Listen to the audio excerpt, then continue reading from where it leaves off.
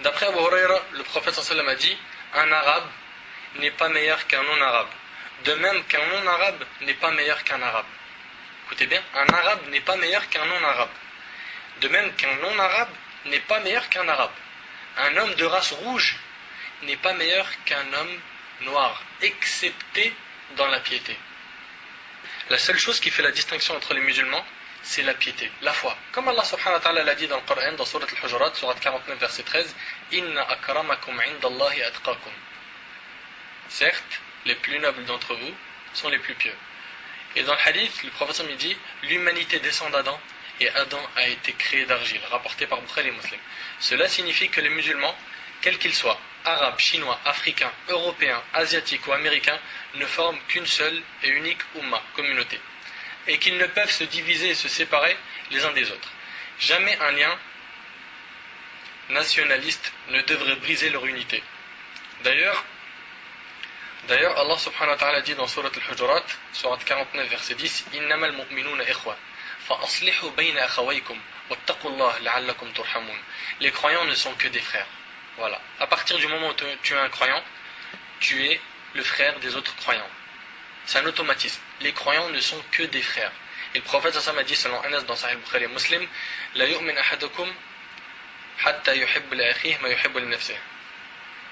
Ne sera un véritable croyant une personne que s'il aime pour son frère ce qu'il aime pour lui-même.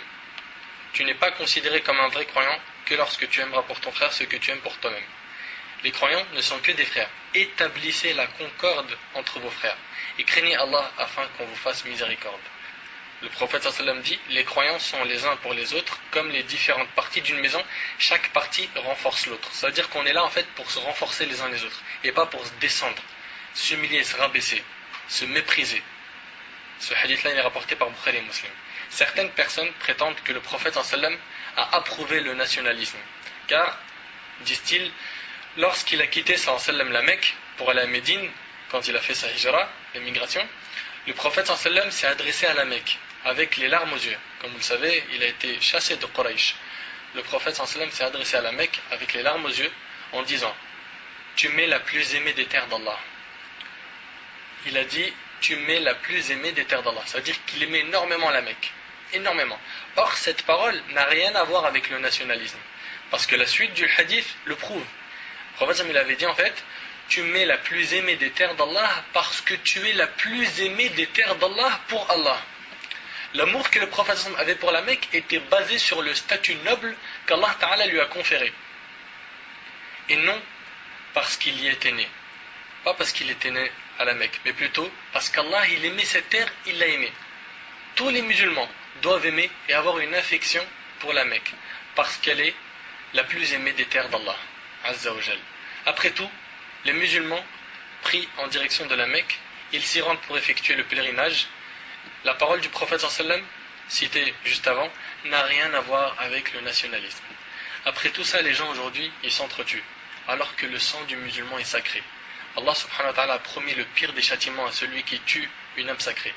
Allah subhanahu wa ta'ala a dit dans le Coran, au sujet du croyant, dans la sourate 4, sourate An-Nisa, sourate 4, verset 93, وَمَنْ يَقْتُلْ مُؤْمِنًا مُتَعَمِّدًا فَجَزَاؤُهُ جَهَنَّمْ خَالِدًا فِيهَا وَغَضِبَ اللَّهُ عَلَيْهِ وَلَعَنَهُ وَأَعَدَّ لَهُ عَذَابًا عَظِيمًا. Quiconque tue intentionnellement un croyant aura pour rétribution l'enfer, dans lequel il demeurera éternellement. Allah est en colère contre lui, il le maudit et lui réserve un immense châtiment. Abu Bakr, attention, c'est pas Abu Bakr radiyallahu anhu, c'est un autre compagnon qui s'appelait Abu Bakr radiyallahu anhu a dit, le prophète sallallahu alayhi wa sallam a dit, quand deux musulmans croisent le fer, quand deux musulmans se battent à l'épée, le tueur et le tué vont tous deux en enfer. Je dis, compagnon il dit, je dis, ô messager de Dieu, nous sommes d'accord pour le tueur, mais comment le tué va-t-il aussi en enfer? Il dit, sallallahu alayhi wa sallam, il aurait tout fait pour tuer son compagnon, rapporté par le Bukhari et Muslim. Le fait d'avoir eu juste l'intention de vouloir tuer son frère et qu'il ne l'avait pas tué, ça lui a donné le droit d'aller en enfer. Notre sang, nos biens, notre honneur, toutes ces choses sacrées font partie des dernières recommandations que le prophète sallallahu alayhi wa sallam a données à sa communauté. il a dit lors de son sermon du pèlerinage d'adieu, votre sang, vos biens, votre honneur vous sont sacrés, comme sont sacrés ce jour, en ce mois, dans cette ville. Cette ville, c'était la Mecque. Ce mois, c'était le mois du Hajj, et le jour, c'était le jour de Arafat. Puis il ajouta, ai-je transmis? Ô Allah, sois témoin. Et le hadith, il est rapporté par Bukhari et Muslim. Conclusion.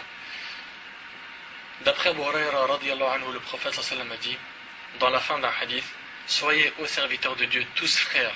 Le musulman est frère du musulman. Il ne l'opprime pas, ni ne l'abandonne, et il ne lui ment pas, ni ne le méprise. La crainte de Dieu est ici. Et il dit ceci en montrant 3 fois son cœur. Puis il ajouta, il suffit à l'homme, méditez sur cette phrase, il suffit à l'homme pour être mauvais de mépriser son frère musulman. Subhanallah. Il suffit à l'homme pour être mauvais de mépriser son frère musulman. Tout ce qui appartient aux musulmans est sacré. Tout ce qui appartient aux musulmans est sacré pour le musulman. Son sang, son bien, son honneur. Rapporté par Muslim. Subhanallah. Juste le mépris, juste mépriser un musulman, c'est déjà un mal. Qu'en est-il de ce que l'on voit aujourd'hui? La solution, mes frères et sœurs, c'est l'union. Subhanallah, l'Europe a réussi à unir 27 pays d'origine et de langues différentes. Et nous qui adorons le même Créateur, partageons la même religion, le même prophète, la même Qibla, le même livre sacré, on arrive à s'unir juste pendant le Ramadan pour le Tarawih, et en particulier la nuit du 27. Allah subhanahu wa ta'ala a dit dans Surat Al-Imran, Surat 3, verset 103, وَاعْتَصِمُوا بِحَبْلِ اللَّهِ جَمِيعًا وَلَا تَفَرَّقُوا وَاذْكُرُوا نِعْمَةَ اللَّهِ عَلَيْكُمْ إِذْ كُنْتُمْ أَعْدَاءَ فَأَلَّفَ بَيْنَ قُلُوبِكُمْ فَأَصْبَحْتُمْ بِنِعْمَتِهِ إِخْوَانًا. Et cramponnez-vous tous ensemble au câble d'Allah. Imaginez-vous qu'il y a un câble, ce câble-là il mène vers Allah subhanahu wa ta'ala. La communauté entière doit se cramponner sur ce câble. Et cramponnez-vous tous au câble d'Allah et ne soyez pas divisés. Regardez, Allah subhanahu wa ta'ala, il nous ordonne l'union et il nous interdit de se désunir. Et cramponnez-vous tous ensemble au câble d'Allah et ne soyez pas divisés. Et rappelez-vous le bienfait d'Allah sur vous lorsque vous étiez ennemis. C'est lui qui réconcilia vos cœurs, puis par son bienfait, vous êtes devenus frères. Allah dit aussi dans Surat Al-Hujurat, Surat 49, verset 13, Ya ayyuhan nas, inna khalaqnakum min dhakarin wa untha, wa ja'alnakum shu'uban wa qaba'ila lita'arafu, inna akramakum 'inda Allahi atqakum, inna Allaha 'alimun khabir. Ô les hommes, nous vous avons créés à partir d'un seul homme. Cet homme c'était Adam alayhi salam, et d'une seule femme, Hawa, et nous avons fait de vous des nations et des tribus pour que vous vous entreconnaissiez. Subhanallah, Allah il a fait de nous des nations et des tribus pour qu'on fasse connaissance entre nous.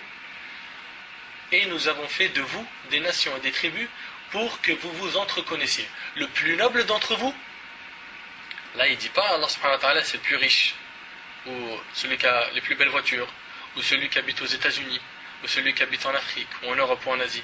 Le plus noble d'entre vous auprès de Dieu est le plus pieux d'entre vous. Dieu est omniscient, grand connaisseur. Mes frères et sœurs, prenons du recul.